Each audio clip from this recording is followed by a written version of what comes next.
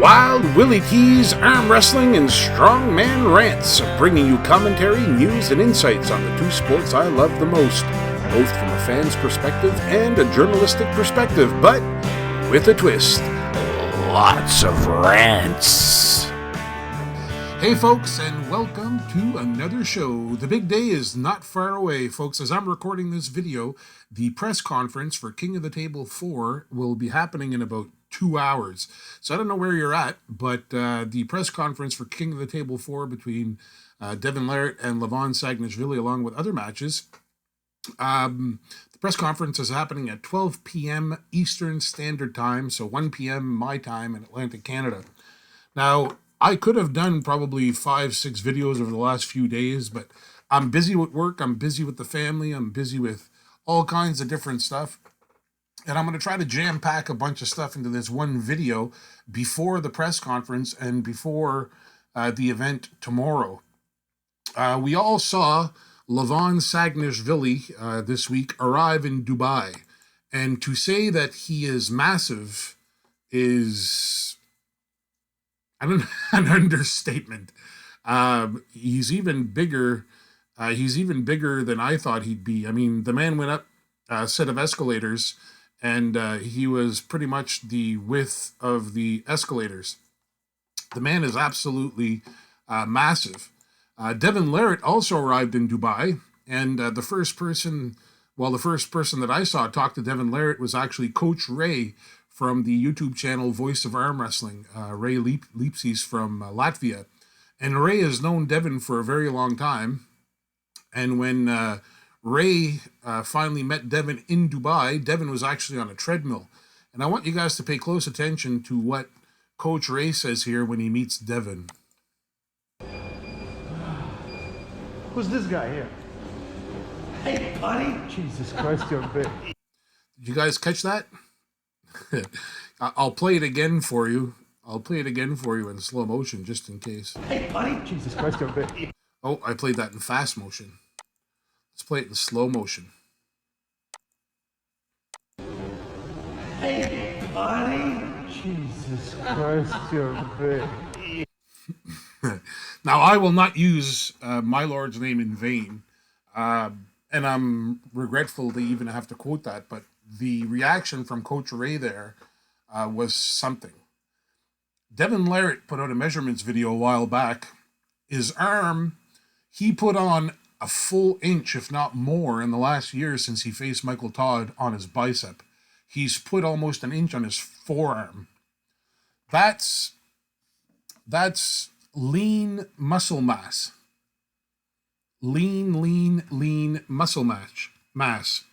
Now, when Devon landed in Dubai, he did an interview with Larry Wheels. And of course, Larry Wheels is one of the organizers of King of the Table 4, King of the Table series, period. And you'll recall in one of my last videos, one of the most recent videos that I did, I asked the question, could Devon Larratt actually be lifting more than Levan Saganishvilli? And of course, I got lambasted, and Devon's only doing light training. Well, have a listen to what Devon Larratt told Larry Wheels about his training and about how he had to change it up for Levan Saganishvilli. Days that I had table training, I would not train in the gym. And, you know, I've been doing this pumping and training, so I'm only training right arm in the gym. I still arm wrestle both hands, but I'll only do like what I call homework with my right hand. Okay. So on off days, I would do rehab. Okay, and rehab for me was pretty much high rep, perfect form, all the arm wrestling motions, just to pump fluids, to just make sure my... So high rep, perfect form, just to keep his blood flowing, etc., etc. And that's what everyone figured Devon has been doing, only the light lifting. But it's what he says next that becomes very interesting in this. Watch this. Before like the full volume, you know, reduction to your end product. This time is longer, right? I had 6 months at least. You know, basically since John, I've been focusing on this day. I started to get strong. Yeah. Okay. Yeah, I became stronger during this period noticeably, so that normally when I go to a table practice, you know, I'll line up the team and I'll, you know, hold everybody, and by the end of it, I'm not injured, but I'm definitely broke down. Okay. And I wasn't really getting that so much anymore. I was like, I'm making it through these practices and, you know, I don't think it's enough. So what happened was my rehab days started to become very progressive. Progressive in which sense? In weight. Okay. Okay. Progressive in weight. Now, you guys can also go to Uncle John Thompson, Uncle John's Arm Wrestling. He recently did an interview. You know what? I'll pull it up here. If you haven't had a chance to watch this interview that Uncle John did, it's with John Milne. And John Milne is pretty much Devon Larratt's best friend, right-hand man. If anyone knows what Devon is doing, this guy knows it. I invite you to go watch that. So all that to say that the stage is set, and the problem with the stage is set is that they had a rules meeting yesterday, I believe, and there's an inconsistency. The rules meeting that they had opens up a can of worms. It opens up the door for excuses if Devon Larratt were to win. And I don't understand why Devon didn't speak up during this rules meeting. I'm a bit disappointed. Everyone knows that I'm a Devon Larratt fan, but from a journalistic perspective, from an objective perspective, I was a bit upset that Devon Larratt didn't clarify something that Bill said, the referee, is it Bill Collins? The head referee said. Okay, so what I want to do now is take you back to, and when I say the stage is set, the athletes appear to be as ready as they're going to be. Levan is absolutely freaking massive. Devin is absolutely jacked up. I've never seen that much vascular. I mean, the guy's, he's got veins on his veins. He's got muscles on his muscles. He's got lumps. He's got lumps on his forearm and on his bicep that I've never seen before in a human being. Coach Ray's reaction says something. What Todd Hutchings said about Devon Larratt says something. And I think we're in for a war. And unfortunately, that war may very well be undermined by the way that the the rules meeting took place. So I want to take you back here to the rules meeting when Devin met Michael Todd in King of the Table 1. Okay, and it's going to be specifically on the King's move, because that's what everyone's so concerned about, is the King's move. Okay, so listen to this for King of the Table 1. What you thinking? I think that's fair. It makes sense. So King's move is runner. Unless they start okay. position foul. Okay. All So it's a of them. runner. If it doesn't get corrected, Second foul. Second foul. If it Okay. doesn't get corrected, third foul, Just lose tell the them match. how long time. Okay, so in King of the Table 1, the dropping your or putting your humerus in a decline position would have been considered running foul. And in King of the Table's rules, you get 2 running fouls, third running foul, you lose. Okay, so King of the Table 1 was running foul, and they agreed to it because earlier in this video, Devin asked Bill Collins. He said, how many times? Because Bill was, issue him a warning. He said, well, how many times are you going to warn me? And then decided no more warnings. So then King of the Table 2 rules that basically would be a running foul immediately as soon as the humerus goes into a decline position. Then you got King of the Table 2 rules. Anytime your humerus goes in a decline position towards the arm wrestler, okay? Anytime the decline goes into the arm wrestler. A lot of rules that you guys might be used to, it says the shoulder dropping below the elbow pad. Shoulders like this. Yeah, I got this much shoulder on this guy, so what does that mean? So we defined it a little bit more. So the humerus and the decline towards the arm, towards the competing arm, or towards the arm wrestler. Slips. Sorry, Bill. Sorry, and that's in a neutral or losing position, correct? Losing side of the table. Losing side. Okay. Losing thank you. side. In the middle, you're good. Neutral is in the center of the table or the losing side of the table. Okay? You guys go with that? Slips. Any intentional slip. And earlier in that video, if you go watch the whole thing, he says the same thing about the running fouls. It's 2 running fouls. The 3rd running foul is a loss. So king of the table 1, king of the table 2, they were fouls. Then you have the other day, Bill Collins says this. King's move. If you guys are going to be dropping down the king's move, this is what we're looking for, is when this humor starts to decline towards the body. I can't even do a king's move, so this is okay when this starts to go downward like this. Okay? If it starts to go downward like this, I'm going to give you guys a courtesy warning. If you don't I'm going to give you guys a courtesy warning. come up, you're going to get a foul. Okay. And the other questions. Now, what I found interesting right there, okay, you just saw that video. Something was cut there. Something was edited. Humor starts to decline towards the body. I can't even do a king's move, so Right? this is okay when this starts to go downward like this.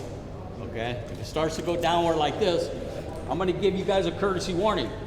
If you don't come up, you're going to get a foul. Okay. And the other questions is. Okay, so right there you saw that fade out, fade in. That means the video was cut. It means the video was edited. It means that there might have been something said right after that that we're not aware of. However,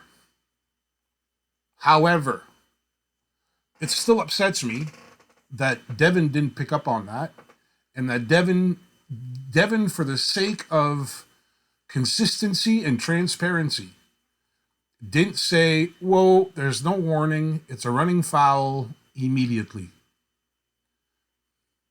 Now, don't get me wrong, I think all this does is it adds a foul. It adds, like, instead of 3 running fouls, now it's 4. Because that initial warning that Bill is going to give, okay, so warning, okay, decline position, warning, they get up, they get it back straight, they go back down, that's a running foul. Okay, so they call the running foul, goes back up, come back down, another running foul. So warning, running foul, running foul. Then you do it a 4th time, you lose. Why? Why did King of the Table allow this situation to happen? Why? Because by allowing this to happen, you get guys like Inconsistencies on YouTube, on Facebook, absolutely denigrating King of the Table 4 and already sowing doubt in the results if Devon Larratt were to win. Now, don't get me wrong, Levan Saganishvilli was at this meeting too for the rules. He never said anything either. Now, I think it might be because he doesn't understand English, and I wonder if Levan understood English, if he would have said something. Now, people can call me a Devin fanboy or whatever. Listen, am I a big fan of Devon Larratt? Yes, absolutely. But I'm a big fan of arm wrestling, and that goes all the way back to my childhood. And although we didn't have organized arm wrestling here, I loved arm wrestling because my grandfather loved arm wrestling, and my uncles loved arm wrestling, and we did it mostly sitting down on tables. And it was usually to figure out who the best arm wrestler was, but who had the strongest arm. And I understand that WAF has their own rules, and WAL had their rules, and then PAL might have had something else, and then there's a UAL, and there's... I'm saying this as a lifelong fan, I was an athlete my entire life. I played organized hockey, organized baseball, organized football. I can't imagine showing up to a hockey game and someone telling me that icing is now going to be a penalty, or that tripping would be a 3-minute penalty instead of a 2-minute penalty, or that fighting in a hockey game would only give me a minor penalty instead of a major penalty, or hitting from behind wouldn't be called at all anymore. It would have been bizarre to show up to a hockey game and have the rule change. Now, King of the Table is their own brand. East versus West is its own brand.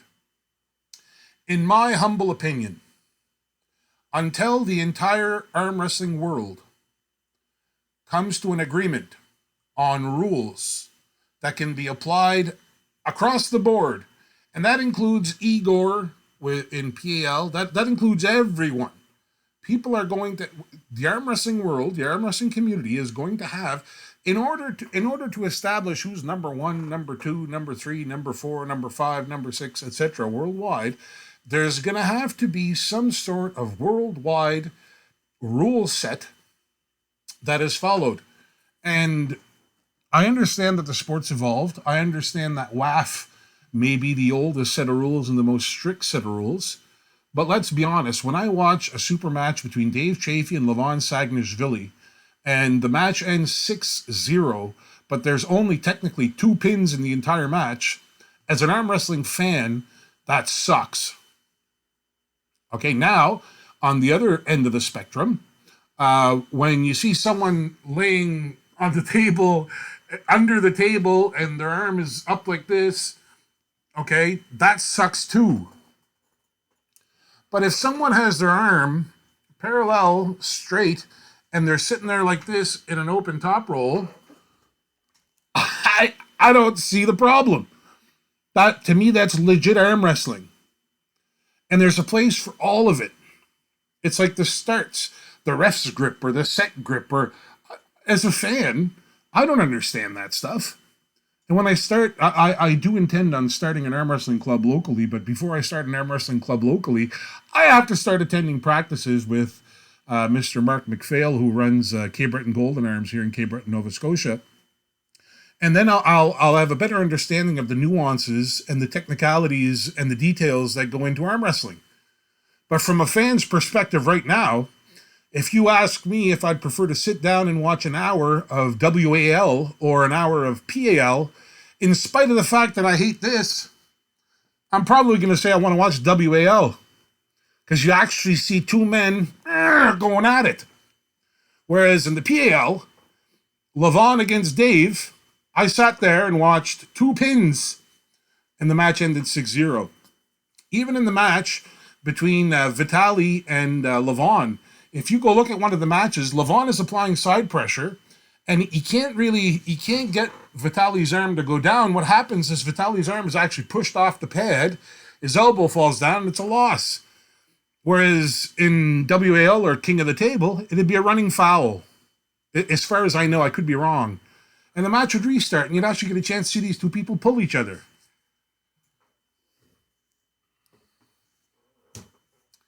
It's too bad. It's really too bad that there isn't more consistency. The other thing that sucks is people are going to tune in to an event, and the first matches that you see are going to be under a different rule set than the last match, which is supposedly the championship match for the heavyweight champ of the world.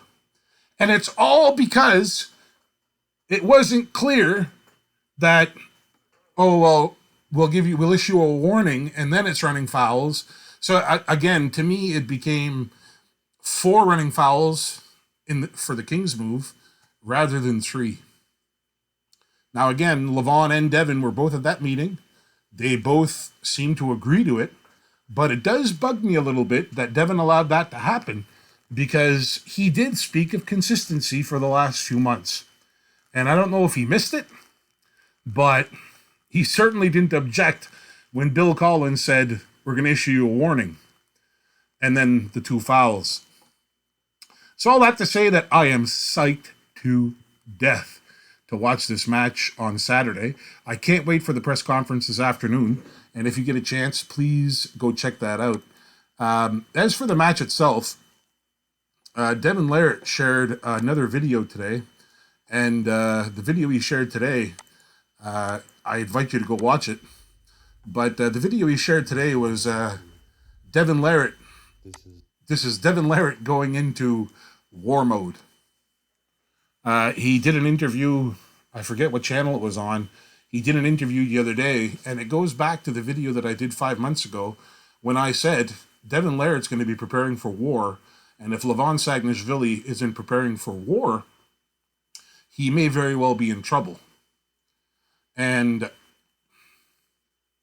I'm going to give, after the press conference today, I'm going to do another video, and I'll give my official predictions for the entire event. But as far as Devin and Levan goes, I'm still saying Devon Larratt 4-2 or 4-3. And the deciding factor in that, I think, is going to be pronator. Don't be surprised if Devin tries to meet Levan dead center of the table before dropping into that King's move just to test out Levan's strength. When Devin shaves his head, when Devin when Devin shaves his head, that's usually war mode. That means he's going to war. And if he walks out wearing his army greens or camo pants, Levan better brace himself. As big as Levan is, as strong as Levan is, I've seen Devon Larratt way back when defeat Richard Lupkes. Now, I'm not saying Richard Lupkes has the technical abilities that Levan Saganishvilli has, but Devon Larratt is, if not the most technical arm wrestler on the planet, he's in the top 2 or 3. And if anyone can pull this off, if Devin has closed the strength gap at all, if anyone can pull this off against Levan Saganishvilli, it's Devon Larratt. And in all reality, Devon Larratt wins 1 round in this match. He comes out ranked 2nd in the world. No one's been able to pin Levan even once. Realistically, Devon Larratt should not stand a chance against a man who outweighs him by 50 kilograms. But it's Devon Larratt we're talking about. Time will tell. We will see on Saturday. We will see on Saturday if Devon No Limits Larratt can take the Georgian Hulk and make him meow like a little pussycat. I'm done now. If you like what you see so far and you haven't subscribed, please subscribe and like the videos. If you'd like to follow the work I do covering world issues and political issues, you can check out my work on Rumble or BitChute. Look for Canada's Red Pill and you should find me.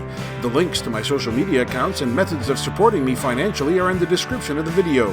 Thanks for watching, and until next time, I'm Wild Willie T, signing off from Cape Breton, Nova Scotia, Canada.